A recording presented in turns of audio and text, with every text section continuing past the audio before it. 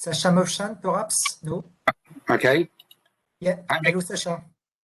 Hi, Michele. Hi, Sasha. How's it going? Okay. Nice talk.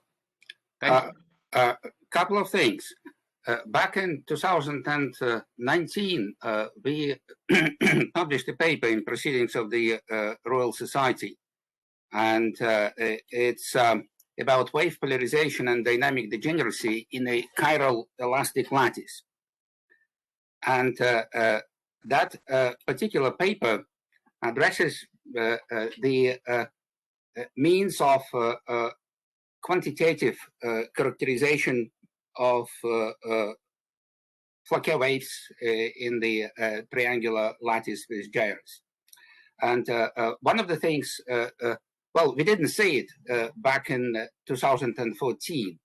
But the answer was quite simple. You really need two quantities to characterize these waves. We call them lattice circulation and lattice flux. And and for chiral systems, there is a new type of degeneracy, and the waveform. Again, we refer to this as a vortex wave, and in this case, the trajectory of lattice nodal points is circular.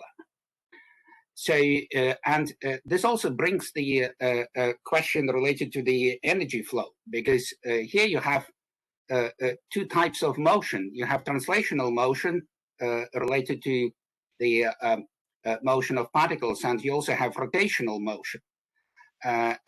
So you can think of some energy sinks related to that. So in your latest calculation, when you were talking about energy flow, how did you evaluate this energy flow in the context that also there is this rotational motion and the energy associated with that? But here we did not compute on the nodes, but on the elastic link. So we have only the lattitional elastic link. Right. The force is okay. As a fixed direction. In this case, computing the flux is. I understand. I understand. But I understand your point, and I remember. Okay, I discussed also with Giorgio. This is very interesting, and for me there is, at least I've not understood completely. There is a very nice physical effect that perhaps you are more you know better than me this, and but it has still to be made. More clear. So the other point, all the technical part has been done, but it has still to be valorized in terms of physics. Well, in terms of physics, that's my next question.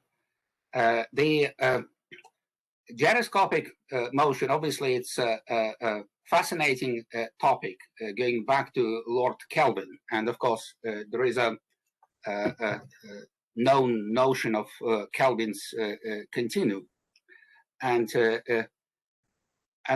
really there are two ways to homogenize the medium. So Kelvin's continuum is similar to homogenization the gyroscopic frame, and the model you were talking about is similar to homogenizing the gyroscopic truss system. So there is a difference. But for Kelvin's continuum, obviously, there is a physical connection. And nowadays, there is a community of people working on modeling of ferromagnetic materials. And that's where they bring the notion of Kelvin's continuum. But of course, when you talk about Fourier waves, it's a mathematical tool, which gives you the way to think about dispersion relations formally. It doesn't mean that you will see these Fourier waves in physical reality, but it's linked to your transient calculations, because in your transient calculations, on one hand, you've written the governing equations, then you said that gyricity is defined as the sum of the rate of spin and the rate of nutation. And by the way, we had this in one of our papers related to a gyroscopic multi-structure. And that was actually one of the obstacles that I consider for transient motion, for simulation of transient motion, because it's very sensitive to the choice of initial conditions. So in a sense, if you consider transient problem, in general, you cannot assume that your gyricity is constant. So your gyricity is time dependent. And of course, in your simulations, your gyricity was constant. I can see the way out of it is that you can assume that the rate of spin is very large, and then it doesn't matter what your nutation is doing. You can simply assume that to leading order gyricity is determined by the rate of spin, which is fairly large, which is fine. But then the question is, how did you choose your initial conditions? Because as far as I can see, it's extremely sensitive to initial conditions. And if you start kicking this with a force and look at that transient problem, if I change the initial conditions just a little bit, tiny bit, I can have a completely different picture. So there should be some criterion on the choice of initial conditions. How did you choose the initial conditions in the transient computations? Okay, so a lot of topics. So in terms of homogenization, I agree with your model. This is not Cosserat, so it's a sort of inertial effect. So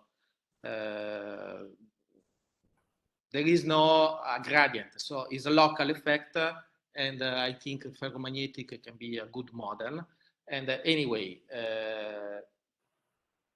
in our computation, they see that every asymptotic model goes into the discrete system, so there is a good comparison, and also the energy of the continuous and the discrete is the same. So this gives strength to our model.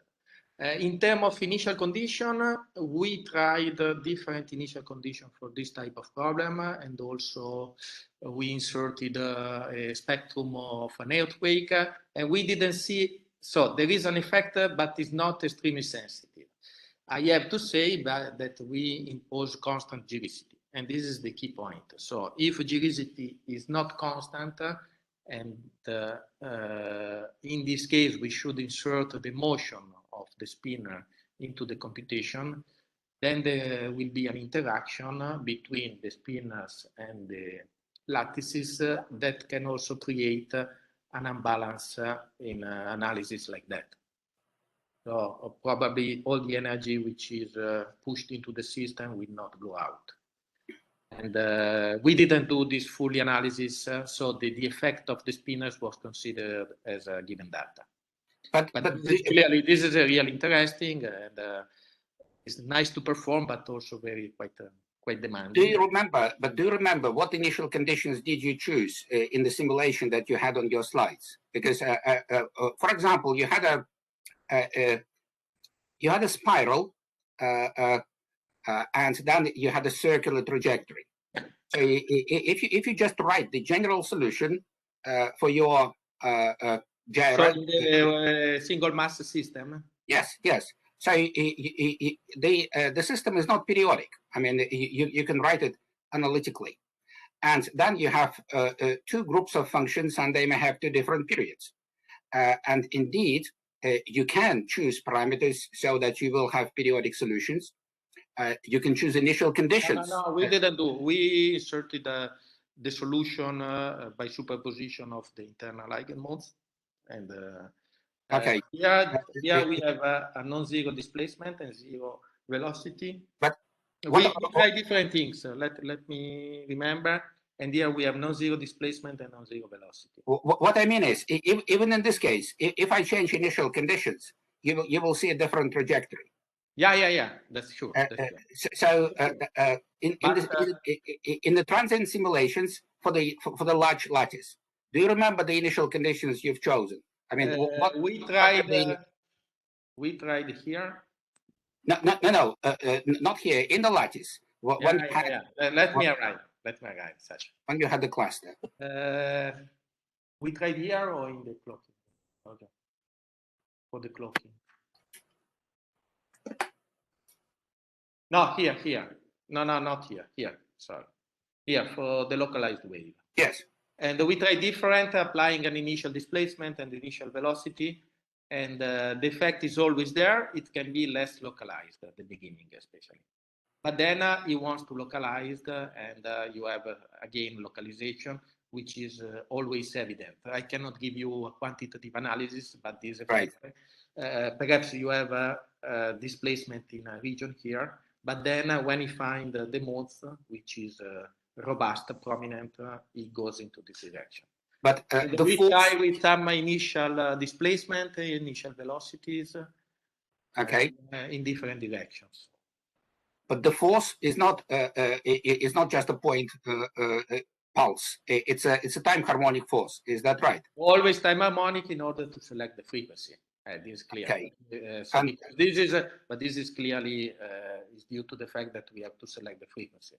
And the frequency was chosen from the Fouquet analysis. Yes. Okay, fine. All right. Okay. Thank you, Michele. Okay. Thank you, Sasha. Hope to see you. Thank you so much. Did you receive my email? Say again? Did you receive my email? Because there was a problem with the servers. Oh, right. Did you send it recently? Yes. Okay, I'll check. Okay. No, but there was a problem with servers. Okay. Sorry for the personal. Right, guys. Thank you so much, Sasha. It's very really enlightening for the audience to see that it's very sensitive to the initial condition anyway, from what I gather. Okay. Any more questions?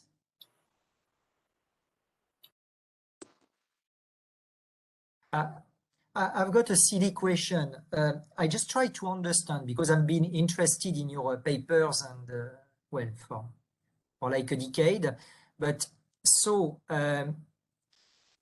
in practice, so I've seen some work of Katia Bertoldi, I've seen some work of Emile Prodan, but in practice, how do you build a cloak with these kinds of gyroscope? What do you use to build the cloak? You know that you proposed in your first Proceedings of Royal Society paper, like the one of 2011 or 2012. No, we did the same system as here, with, in a discrete system, but we did only numerically.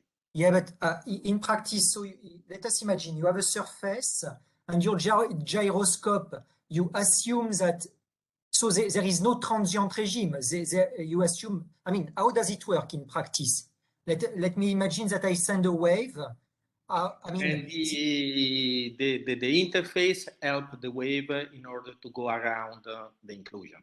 But is it an active cloak actually? Is it an active, because you have to feed in energy, no, into your gyroscope?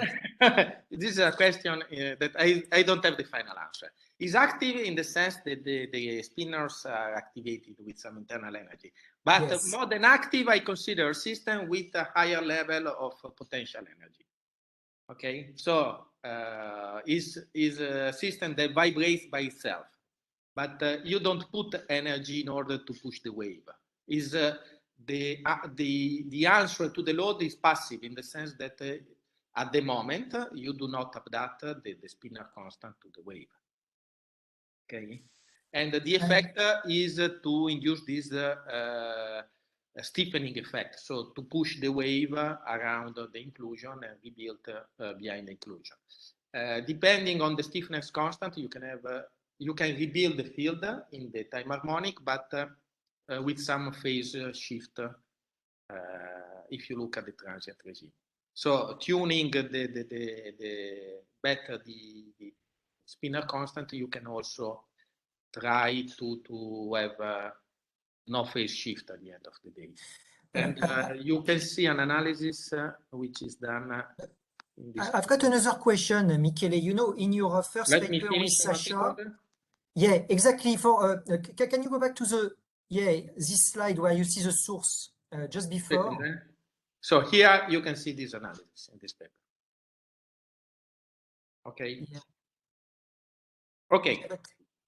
I've got another question. Look, when you've got your cloak and the source, the cloak depends upon the source position, isn't it? If I place my source to the left or to the right of the cloak, your spinners, they need to work the opposite way. I think you're right. We didn't. A second. Let's go to the. It's here. We So didn't if try. you've got this, We did not it try. only works for a specific source position, no? Yeah. Clearly, it has to be here or here. Yeah, exactly. So if it is here, it's not. yeah. We didn't try, but I mean, it's clear, no, from it. Your source has to be placed along the equator. Yeah. But I don't know if it is symmetric. If you pose the source here or here, you will have the same.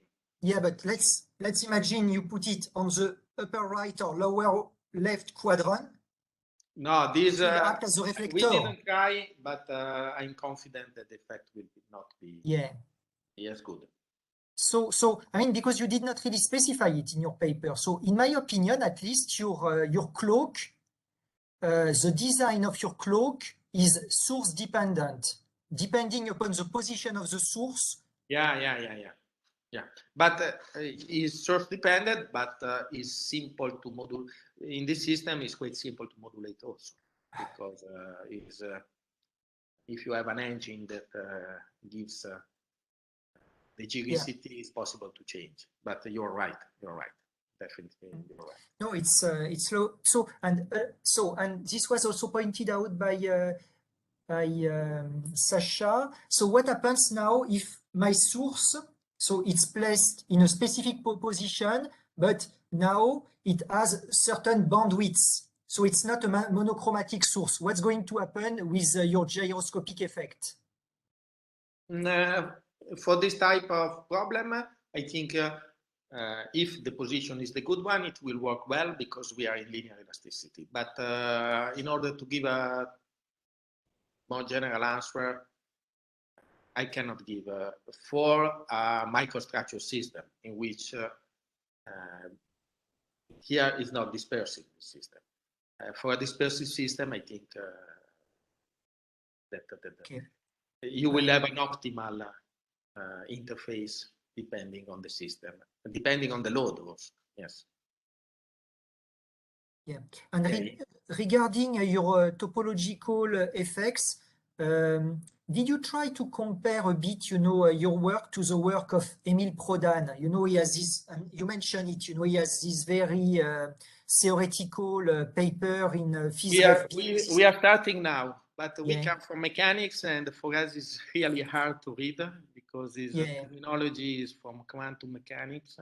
And we are starting to do some computation, and for the moment there is full correspondence. So we are starting to compute the CERN number, Valley CERN number, and they give the correspondence. But still we are learning. So I don't want to give a final answer because for us it is really a problem of terminology. Okay. Please, people, come forward with your questions. It's really a unique opportunity to interact with an expert on this gyro-elastic effect.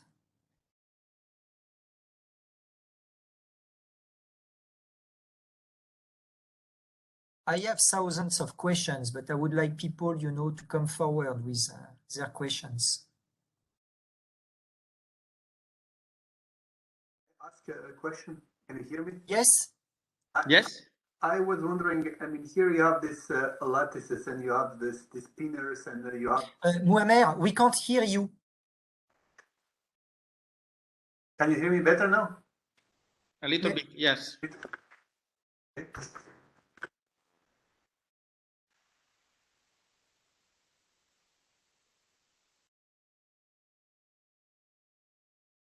And now I cannot hear.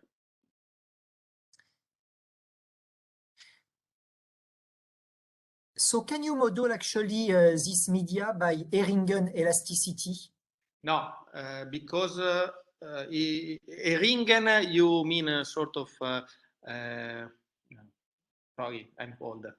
Cossera is not Cossera. It's No, it's you know, you have more degrees of freedom. so you have an It's internal couple. micropolar elasticity. Micropolar elasticity. Cossera micropolar elasticity. No, the effect is different in the sense that micropolar is an elastic, is connected with elasticity. This is an inertial effect. So it's localized. You don't have the gradient inside. Okay. So this depends on the variation of variation of rotation. But here is a point force. It gives a point force. So it's different in this sense. There is no gradient here. While in Cossera micropolar, you have a gradient inside, which indicates the interaction between points which are close to each other. Okay, but this is a completely local effect. It's still possible to, because you mentioned this, and Sasha as well, to have some kind of continuous set of effective equations, because so far these are lattices. So you can replace this, what you're doing, by some effective. Yeah. This, you should do high frequency homogenization, you mean? Yeah. Yeah. This, but you are in the right place to do it. Okay. Yes or not? Yes. And also there is all the non-linearities. It's a really fascinating effect to have. I can see lots of people studying now solitonic waves in this system, and they gave, unfortunately, as usual, I'm in delay, and I was not ready to publish. I will present in the next congresses. You have a bunch of incredible effects with this system. So, Muammer has typed his question in the chat. Could you use piezo substrates with well-placed elastrodes to engineer spinning-like effects of local stress or strain and get similar gyroscopic effects for waves? It's in the chat box. Look at the chat box. Yeah. Piezo give a force. Perhaps there is a correspondent with magneto, which is not piezo.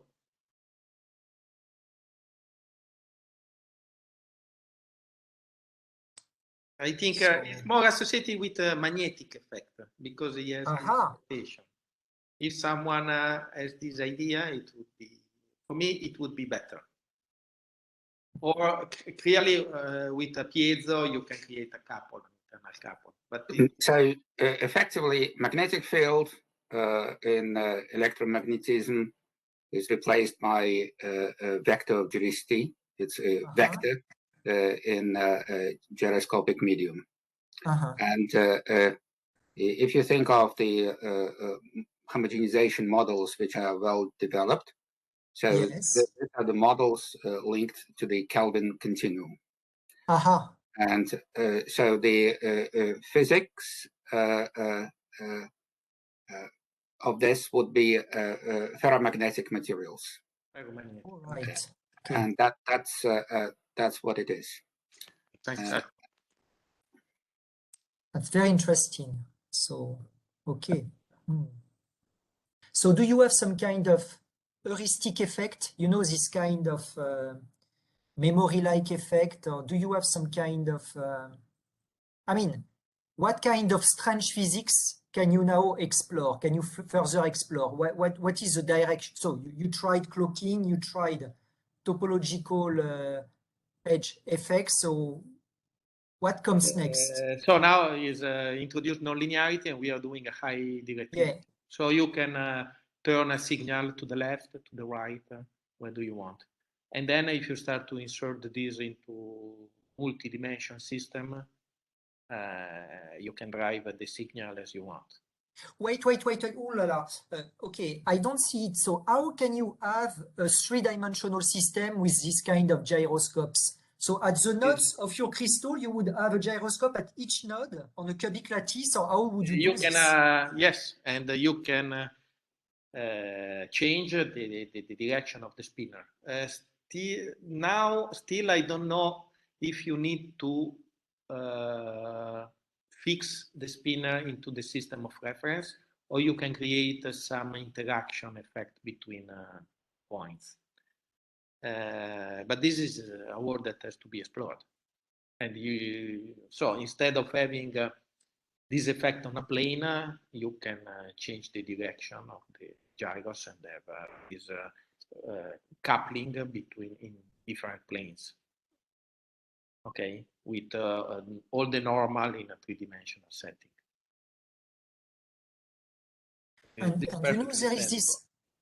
there is this very famous paper of Milton and Willis published in Proceeding Royal Society in 2007. Yeah, I mentioned it. So what is the connection, please? Is the connection when they put the internal spinners. Is this the connection? Yeah. This is the direct connection with this. And they do the balance of angular momentum. So they consider a sort of internal spinners. Okay. Okay. I can see people in the audience. I mean, lots of people who might ask questions. I don't want to name those people, but because they will feel uncomfortable. But with me, it's not. We go to the bar to take a coffee. Come on, people. I offer. I was. That's our first webinar of this new year. Let's enjoy it a bit longer. I mean, I find this totally fascinating. Can you run again your numerical simulation with the topological protection, please? It's long, so it's quite amazing. It stopped for some reason, yeah. Yeah. No, because it's too long and it was going out of time. So this is interesting. When it turns, you have this radiation a little bit. Then I find where to go. And so here it's a COMSOL multiphysics simulation. This is MATLAB. This is MATLAB. Okay, this is MATLAB. Okay. Marta Garau implemented, but then we did also in COMSOL. But MATLAB is more precise. Okay. Okay. COMSOL after a while start to lose precision. Start to lose precision in our computation. Perhaps if you can. You can make more precise, but these are quite heavy computation. This was more than 1 day. And so you can perturb a lot the outer boundary, and still you will see the topological edge wave.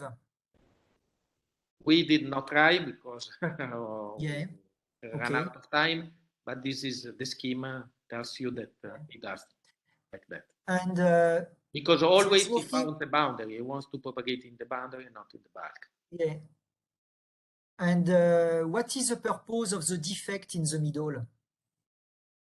This big hole in the middle. To see if this defect can perturb the system and arrest the wave. Okay. Lovely. Yeah, it's perhaps. Okay, this was a discussion with Mike Nimitz. Okay. Okay. Do we have any more questions? I give you a very last opportunity to talk to really an expert on this.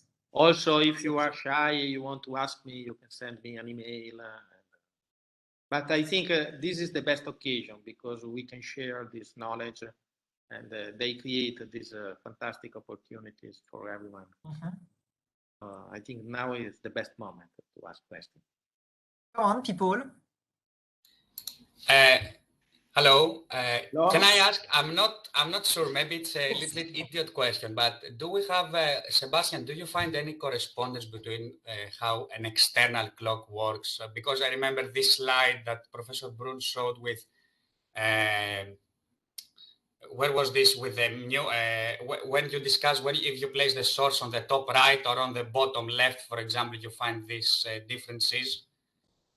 Do you find any correspondence with an external clock when you switch when you apply the transformational elastodynamics to switch from a negative and a positive in the modulus? What do you think, Michele? No, here if I have understood well the questions, let's say here all the constants are positive.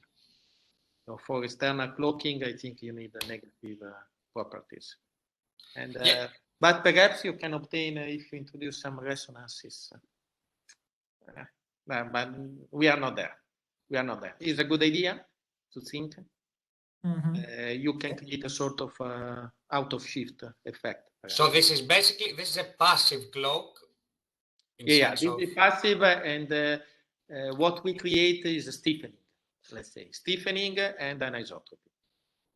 And okay, and also for the correspondence that Sebastian asked from the Cosserat, maybe if you can restrain and go to reduce Cosserat model, do you think that there's any correspondence when if you restrict the gradient of the rotation in the equation? But it's not an elastic effect associated with deformation. It's an inertia effect, so it's okay. It's a local effect. So you have to think as an inertial effect applied in. Okay, it is not. So what happens in one point remains there. So it's not due to the interaction between points which are at the same distance. Okay, this is the. Then you can find analogies, but this is the key difference. But if you also look at the Green's function and so on, we didn't do such. If you want, I think it's different. Okay, that was good. Okay, because they decay in a different way. They give different decays and so on. Thank you. Thank you to you. Hope you return back. That was beautiful. That was beautiful. Yeah. I'm going to ask also some, quite naive question. Is there any way to link this to time-modulated metamaterial? Now people... This is easy in the sense that you change in time gyroscopy. This is another possible direction. Exploitation. And perhaps it's better to start with gyro beams in this sense.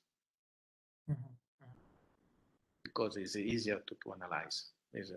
Also, mentally, you have to find out to do the effect. No?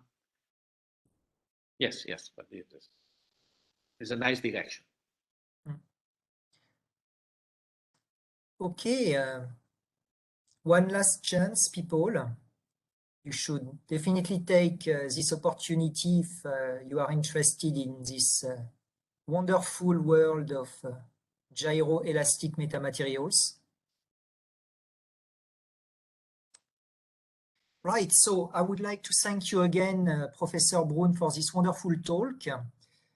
And now here is an announcement. So next week we will have Marc Dubois from Multiwave Technology in Marseille, and Marc will talk on MRI metamaterials. So next week this will be related to microwaves. Okay, so meanwhile, stay safe. Bye-bye. Okay, bye. Thank you. Bye-bye. Thank you, Michele. Bye. Thank you. Bye-bye. Thank you, Michele. Bye, Sasha. Bye, everyone. Bye, Bogdan. You too.